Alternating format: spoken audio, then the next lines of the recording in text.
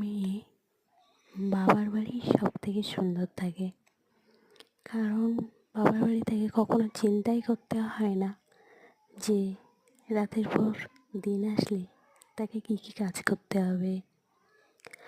তাকে কখনো চিন্তা করতে হয় না যে তার বাচ্চাকে কে সামলাবে। তাকে কখনো ভাবতেও হয় না যে সে সকালের পর দুপুরে কী খাবে।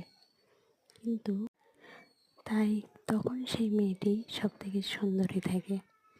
বিয়ের পর অনেক রকম চিন্তা ভাবনা মেয়েটার মধ্যে আসে, যার কারণে তার সৌন্দর্যটা নষ্ট হয়ে যায়। কারণ তার পরিবারের মানুষগুলোর সৌন্দর্য নিয়ে ভাবতে ভাবতে নিজেই কখন অসুন্দরী হয়ে যায় সেটা তার লক্ষ্যই করতে পারে না।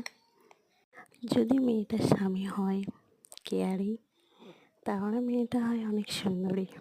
আর যদি মেয়েটার স্বামী হয় বিয়ারিং, তাহলে মেয়েটা তো বেকারই হবে, তাই না ভাই?